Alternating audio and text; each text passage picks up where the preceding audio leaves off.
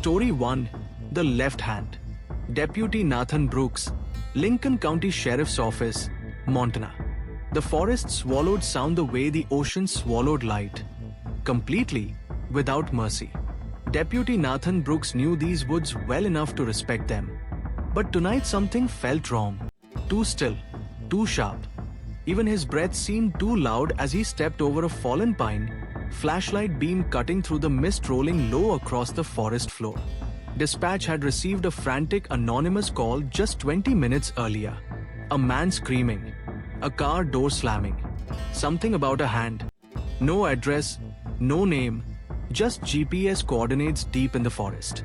Nathan, being the closest unit, had gone in alone. His patrol SUV sat idling on the dirt road behind him, headlights casting long shadows between the trees. It felt like the beams were reaching for him, begging him not to go any farther. He went anyway. Won the car in the clearing. Nathan spotted the sedan first, dark blue. Mid-2000s model, parked crookedly in a small clearing between the pines. The driver's door hung open, headlights still on, engine still running, music playing softly from the radio. Some slow country song about heartbreak and highways. But the strange part wasn't the song. It was the blood. Not splattered. Not sprayed. Poured. A white smear led from the driver's seat down into the grass like someone had dragged a soaked towel. Nathan raised a hand toward his radio. Dispatch, this is Unit 7-3. I've located a vehicle associated with the call. Stand by for further. His voice came out calmer than he felt. He followed the blood trail 3 steps before stopping. The trail didn't lead into the woods. It led to the trunk. A quiet clicking sound came from inside the closed trunk. Like fingernails tapping metal. Too precise. Too rhythmic. Nathan unholstered his sidearm. Sheriff's office, he called out. Open the trunk slowly. The tapping stopped. Then, one knock. Soft. Deliberate. Nathan's pulse hammered. He reached his left hand out, fingers curling around the cold metal of the trunk handle. 1, 2, 3. He yanked the trunk open. To the hand. Inside lay a single object. A severed left hand. Still fresh. Still dripping thick. Slow-moving blood onto the carpeted interior. Nathan recalled, breath catching in his throat, not from the gore he'd seen worse, but because the hand's fingers were curled as if frozen mid-clutch. The nails dark with dried earth. The tendons visible at the wrist, cut clean. He leaned in slowly. That was when the hand moved. It didn't twitch. It didn't spasm. It grabbed him. With a violent jerk, the fingers snapped around his wrist, cold and impossibly strong. Nathan yelled, stumbling back, hitting the rear bumper.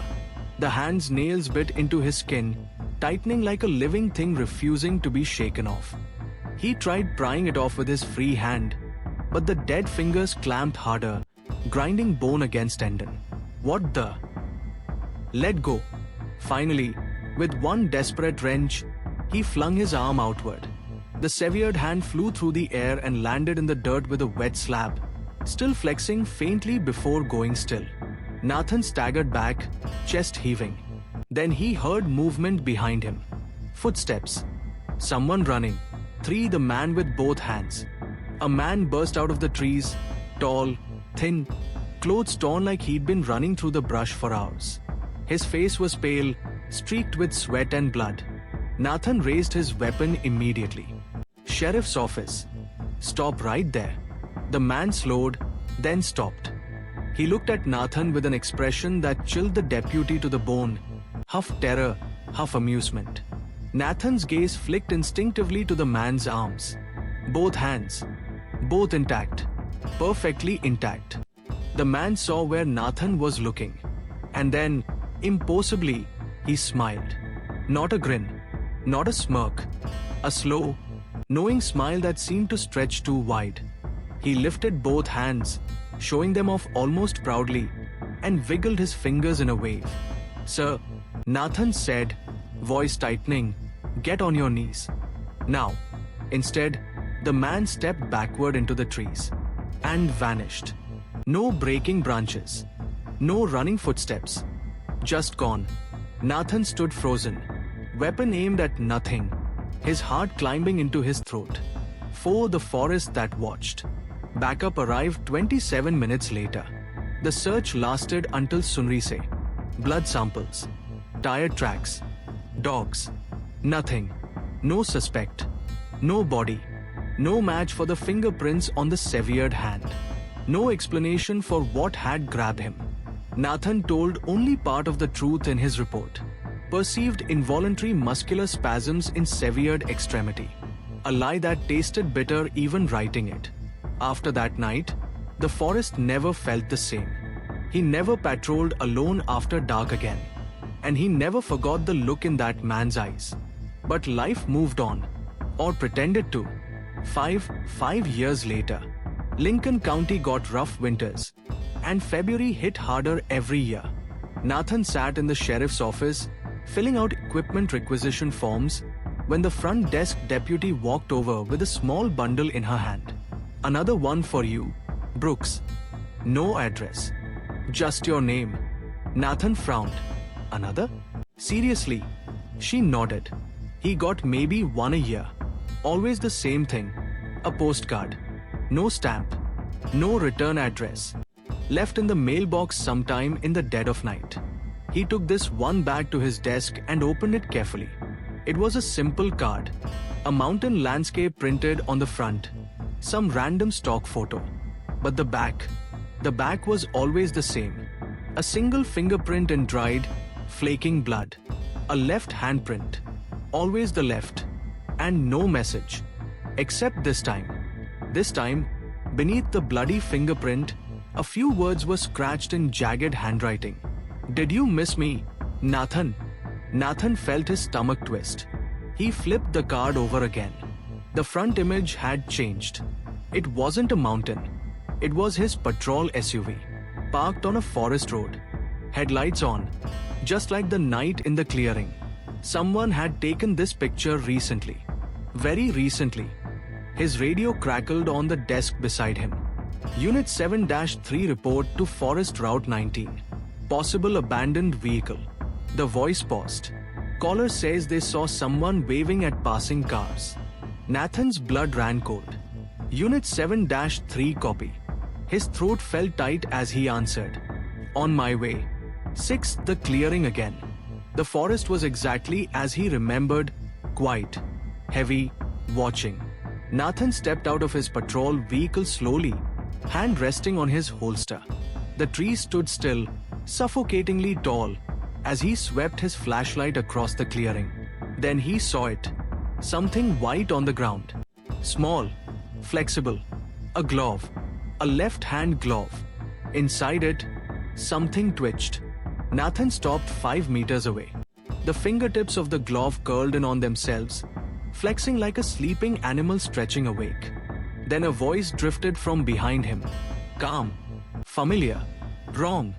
You dropped this. Nathan turned sharply. The man stood 10 feet away. Same face. Same torn clothes. Same smile. And yes, both hands. Both still there. Both waving. The same mocking motion as 5 years ago. Been a long time, deputy, the man said softly. Nathan raised his weapon. Don't move. Oh, Nathan. The man tilted his head. You never understood. Did you? He stepped closer. One hand was never mine. He leaned in, smile widening. It was yours. 7. The final twist. Nathan froze. Slowly, mechanically, he lowered his eyes to his left wrist. A chill shot through him. The scar. He'd always assumed it was from the night the severed hand grabbed him. Just a scratch. Nothing serious. Except now, the scar was deeper, redder, still fresh looking, as if something had been torn off recently. The man whispered, You don't feel it yet, do you? He stepped back into the shadows, raising his left hand, holding something pale, dripping. A hand. Nathan's hand. Somehow, impossibly, unmistakably, his. Nathan staggered backward. weapon shaking, breath broken and shallow. The man gave one final wave with both hands, one his own, one stolen, and smiled that same awful, stretching smile. "See you next year, deputy." Then he stepped into the trees and was gone. No sound, no trace, just a glove on the ground and a deputy standing under the pines, realizing he no longer felt anything in his left fingertips. Story 2: The House That Breathes. Sergeant Chloe Harper and Constable Liam Reed, Greater Manchester Police, Northern Suburbs. The northern fringe of Manchester had places people didn't talk about. Rows of abandoned terraces, collapsed roofs, mold-black walls, and narrow alleyways where the wind made a low, miserable moan. It was a forgotten place, consumed by vacancy, where the air tasted like dust and slow decay. That night, the quiet turned predatory. The 999 call came in at 2:47 a.m. A girl crying, a woman whispering, "She's inside the walls." Someone gagging. Then nothing but the sound of deep, slow breathing. The dispatcher managed to trace the call to an abandoned street, Willowmere Road, North Manchester. No one had lived there in 8 years.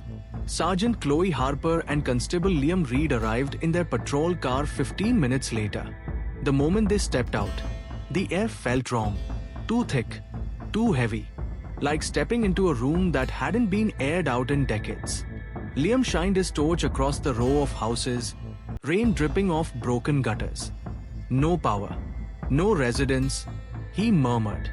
"So who the hell used the phone?" Chloe didn't answer. Her eyes had fixed on house number 19. Windows boarded, door half-rotten, the front wall covered in graffiti. Except the boards over the upstairs window were bowed outward, like something inside had been pushing on them. Breathing, one entering the house. Chloe knocked first. A pointless gesture. Greater Manchester Police. "If anyone's inside, call out." The house answered with silence, and then a sound. A slow, wet inhale. Chloe and Liam exchanged a look. Doors unlocked. Liam whispered, nudging the warped wood with his boot. It creaked open with a long groan, like a tired voice waking up. The smell hit first. Damp wood, mold, old copper, and something sweet and rotten underneath. Their flashlights swept across peeling wallpaper and collapsed ceiling plaster littering the floor. The entire hallway bulged slightly, the way damp wood swells after a flood. The house looked swollen, alive. Liam swallowed hard. "Do you hear that?" Chloe did. A low exhale. The walls pushing outward a fraction, then sinking back in. Breathing. She lifted her radio. "Control. We've entered Willowmere number 19. Possible missing person. Unusual structural noises. Proceeding with caution." Her voice wavered on unusual, but she kept moving. The woman WHO wasn't there. They followed the sound through the hallway toward the living room. Plaster cracked beneath their boots. Something dripped behind the walls, thick and slow, like syrup. From the living room came a soft sobbing. A woman's voice. Chloe raised her torch. "Police, are you hurt?" The sobbing cut off instantly. When they reached the living room, it was empty, except for a single old landline telephone in the center of the floor. Its cord trailed into a hole in the wall. Liam whispered, "That's the phone she called from." Chloe crouched beside it. The receiver was sticky, fresh. She lifted it to her ear. Instead of a dial tone, she heard breathing. Slow, deep, close. The same breathing as the walls. She set it down quickly. A chill crawled up her spine. Liam pointed toward the corner. "Chloe, look." Something had scratched into the wall. Long ragged words dug deep into the plaster. "She is inside with US. Help her. The walls are too thin." Chloe's torch beam trembled. "That's recent." The breathing grew louder. The passage. A dragging sound came from upstairs. Slow, irregular, like fingernails scraping floorboards. Then a whisper. "Kamil." A girl's name. Chloe's heartbeat spiked. That must be the girl from the call. They moved to the staircase, flashlights cutting through the dark. Each step groaned, sagging under their weight. Halfway up, the entire house shuddered, like it was coughing. Something wet splattered onto Liam's shoulder. He touched it. Sticky. Red. Is that? Blood. Chloe confirmed. Move. At the top of the stairs was a narrow corridor. The wallpaper bulged outward like something underneath was pressing to escape. A soft sound came from inside the wall. Small, frantic scratches. Like tiny hands trying to reach out. Kamil, Chloe whispered. The scratching froze. Then a voice whispered back, impossibly close, muffled through the plaster. Help. Liam stepped closer to the bulging section. She's inside the wall, but this cavity is barely 20 centimeters. The wall pulsed outward, pushing against his uniform sleeve. A face formed in the bulge, cheek, eye, open mouth gasping silently, then slid away like something drowning and drifting underwater. They both stumbled back. Chloe steadied her breath. No more waiting. We are breaching. 4 inside the walls. She swung her baton hard. Plaster cracked. Dust exploded into the air. Liam joined in, breaking a jagged opening into the wall cavity. A small hand shot out, thin, shaking, smeared with blood. Got her. Chloe reached in carefully. They widened the hole enough to see her. Kamil, a girl maybe 16, skin pale blue, stomach torn open with a long surgical slit. But she was conscious, gasping like she'd run miles. She stared at Chloe with wild, desperate eyes. You shouldn't have come, she whispered, voice raw. She's been here longer than me. Liam's flashlight swept deeper into the cavity. Something moved behind Kamil. Something bigger. The wall pulsated, inhaling. Pull her out, Chloe ordered. But Kamil shook her head fiercely, reaching both hands outward as if trying to warn them. No. She doesn't like when someone leaves. The house exhaled, walls contracting violently. The floorboards heaved upward. A shriek erupted through the entire structure. Wood splitting, nails ripping free. The house twisting like a body in agony. Behind Kamil, in the dark cavity, something uncurled. Long limbs, pale skin stretched too thin. A face that looked almost human except for the jaw opening far too wide. Chloe grabbed Kamil's wrists. Hold on. The creature surged forward, screeching, scraping bone against the studs of the wall. Liam fired 2 shots into the cavity. Splinters burst outward. Kamil screamed. The creature lurched back, only for the house to inhale again, dragging everything inward like a lung-pulling breath.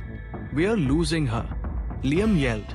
Chloe gave one wrenching pull, and Kamil slid free, collapsing onto the hallway floor, blood soaking through her shirt. The walls behind them sealed shut, not by collapsing, but by swelling, smoothing, like flesh healing.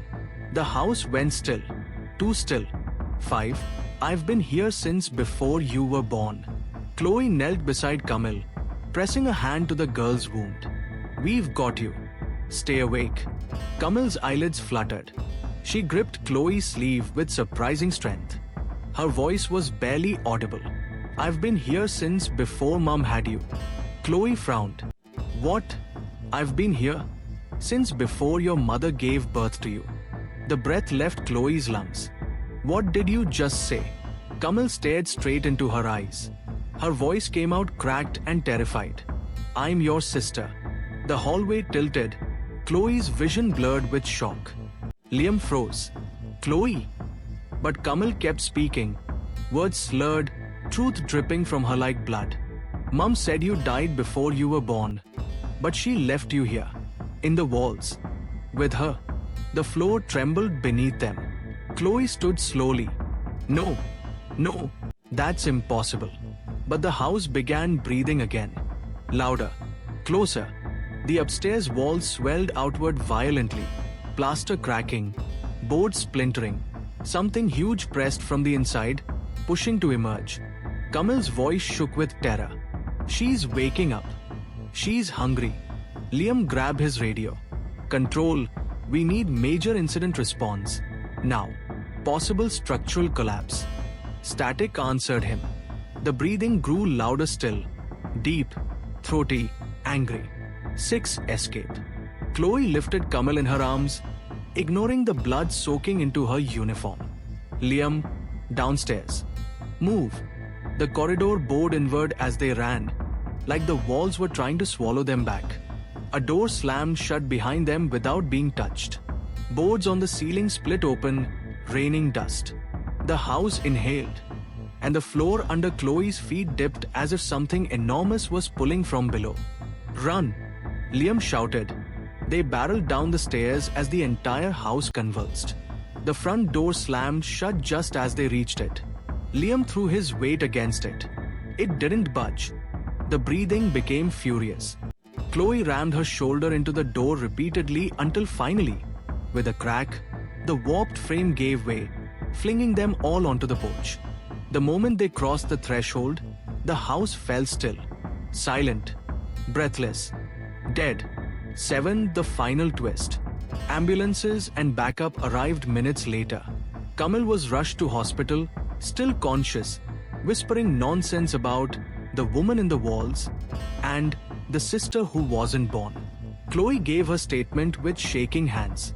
Liam backed every word, but neither mentioned Kamal's claim. Not yet. Not until they understood. 2 days later, Chloe visited the scene again, with a structural engineer and 2 detectives. House number 19 looked normal. Dusty. Dead. Not breathing. They entered cautiously. In the living room, something new lay in the center of the floor. A birth certificate. Old. Yellowed. Name, Kamal Harper. Mother, Evelyn Harper. Father, blank. Chloe stared at it, throat tightening. Liam whispered, "This can't be real." But it was. Under the certificate was a second document, written in shaky handwriting. It read, "You lived. I kept you safe in the walls. But you left me alone in the dark." The signature was smeared, unreadable. Chloe felt her skin crawl. A soft sound came from the hallway. A slow, deliberate inhale. Not the house. Something behind the walls. And then, in a voice that was unmistakably her mother's, older, thinner, warped by years spent in the dark. "Welcome home, Chloe." Story 3. Hope Still Cries. Deputy Mason Carter, Grady County Sheriff's Office, Georgia. The farmlands of Grady County stretched into the horizon like an endless patchwork quilt. Cornfields, empty barns, gravel roads disappearing into dusky orange skies. It was one of those rural places where tragedies didn't make national headlines, just stayed trapped in the soil like ghosts. Deputy Mason Carter knew those ghosts well. He had been on duty the night baby Hope Linden went missing. 7 months old. Spots of blood in the crib. A window forced open. They found her on the outskirts of Pine Hill Forest at dawn. Too late. Small body cold. Neck bruised by hands too large to be human. Mason held her until EMS arrived. He never forgot the weight, or the silence, or the way the woods felt like they were watching. The radio that wouldn't stay quiet. 3 days after the funeral, Mason was back on patrol, driving alone down a rural road where fireflies blinked like dying embers. At exactly 3:14 a.m., the police radio crackled. He glanced at it. He hadn't touched it. The channel switched on its own. Static churned. Then he heard it. A baby crying. Soft at first. Then sharper. Desperate. Mason's blood ran cold. "Henderson, you hearing that on your end?" he asked into the mic. Silence. He turned the volume down. The crying got louder. He unplugged the entire radio unit. The crying continued, faint but unmistakable, coming from the speaker even though it had no power. Mason gripped the wheel, knuckles bleaching. "No," he whispered to himself. "Not again." But deep down, a terrible, aching part of him whispered back, "It sounds like hope." To the father. The next morning, Mason visited the Linden farmhouse. Sleepless bags under his eyes. Hands still shaking, Paul Linden opened the door. A tall man with a face carved by grief. His eyes were raw, swollen from crying. Mason, he rasped, voice hollow. You found her. You stayed with her. I won't forget that. Mason swallowed. Paul, I need to ask you something. Did Hope ever, cry in a certain way? Like a choking sound? Paul asked softly. A whimper at the end of each breath. Mason froze. Paul nodded slowly. Yeah, that was her. Why? The crying from last night replayed in Mason's mind exactly as Paul described. No reason, Mason whispered. A lie. Paul looked at him for a long moment. Find the bastard who did it, he said, voice cracking. Or she'll never rest. Mason wanted nothing more.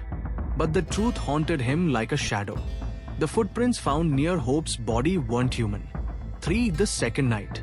At 3:14 a.m. exactly, as Mason patrolled near the tree line, the radio came alive again. A baby's cry. Strained. Pleading. Mason slammed his palm onto the volume knob. Full off. The crying grew louder. He turned the unit around. No wires connected. It should have been dead. Mason, a soft voice said through static. His heart ceased. Not a baby's voice. A child's. A little girl. Why didn't you come sooner? Mason slammed the brakes, gravel skidding under tires. Who is this? He demanded, voice shaking. What do you want? No answer. Just slow, tiny breaths. Then, Uncle Mason. His lungs froze. Hope's mother used to call him that. Not by relation, but affection. Why didn't you save me? The radio clicked off. For the first time in 10 years of service, Mason cried inside his patrol car. The marks in the forest. The next day he returned to Pine Hill Forest, the place Hope had been found. Tall pines whispered overhead. Thick brush hid the sun. The forest floor still held echoes of dread. He walked deeper until he reached the exact spot where he'd found her tiny body. Nothing had changed, except one thing. Scratches on a tree trunk. Fresh. Deep. 3 long claw marks carved into the bark. Mason touched the gouge. Splinters broke off like brittle teeth. Not human. Not animal. Something else. He stood slowly, scanning the tree line. Something watched him. He felt it. Then the forest went still. Utterly, suffocatingly still. Not a bird. Not a cricket. Not a breath of wind. The silence pressed on him like a weight. And then, a new sound. A baby crying deeper in the forest. Mason drew his gun. Hope. He took one step forward. Branches snapped behind him. He spun around, weapon raised. Nothing. Another snap. Closer. He turned again. Still nothing. The crying grew louder, then cut off. Abruptly, as if someone had smothered it. Mason backed out of the woods without lowering his gun once. 5. Confession in the dark. That night he parked behind the abandoned grain mill, too shaken to patrol further. His phone buzzed. Paul Linden. Mason answered. Paul, what's wrong? Silence. Then Paul whispered, voice trembling. I hear her too. Mason's breath caught. In the baby monitor, Paul continued.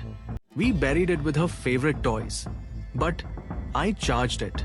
I don't know why. And now, Mason, she's crying. Right now. Mason's stomach dropped. Paul, don't listen to it. Don't. She said your name. Mason's pulse hammered painfully. What did she say? Paul's voice cracked. She said, you held her too late. Mason felt a coldness deep in his bones. Paul, listen to me. I think something is imitating her. No, Paul whispered. It's her. Static hissed through the line. Then a small voice, Hope's voice, came through Paul's receiver. Daddy, he let me die. Mason choked on air. Paul, that's not. I tried to find her. I promise. But the child's voice spoke again, louder. Uncle Mason didn't come. Paul's voice shattered. Mason, why didn't you get there sooner? I did. His throat tightened painfully. I found her as soon as the call cut off. Mason sat shaking, staring at the phone. The mill around him groaned as wind pushed through the broken slats. But then the wind died, and the crying started. From behind him, inside the mill, soft, wet, choking, Hope's cry. Mason turned slowly. Sixth, the mill. His flashlight beam cut through rusted machinery and hanging chains. Shadows swayed gently. The crying deepened deeper into the mill. Hope. Mason whispered without meaning to. His voice cracked. The crying stopped. Then something small moved behind a stack of wooden pallets. Mason's breath hitched. A tiny shape crawled out. A baby's blanket. Pink. The same one Hope had been found wrapped in. It dragged across the dusty floor as if carried by invisible hands. Mason. A whisper. Too close. He spun. A figure stood at the far end of the mill. Tall. Gaunt. Eyes like empty wells. And in its long, inhuman arms, a baby. No, a shape of a baby, wrapped in the pink blanket. Mason raised his gun, put her down. The figure tilted its head, joints cracking. And then it spoke in Hope's exact voice. Uncle Mason, why didn't you save me? His gun trembled in his grip. Because I was too late, Mason whispered. I'm sorry. The creature stepped closer, its face splitting into a wide, impossible smile. But I'm not done crying, it whispered. The mill door slammed shut behind Mason. Darkness swallowed everything. 7. The final twist. When backup found Mason 30 minutes later, he was outside the mill, standing motionless, staring into the trees like a man hafted. His radio was in his hand. It was still on, still playing. A baby crying, soft, constant. They pulled him into the patrol car, shaking, incoherent. At the hospital, he finally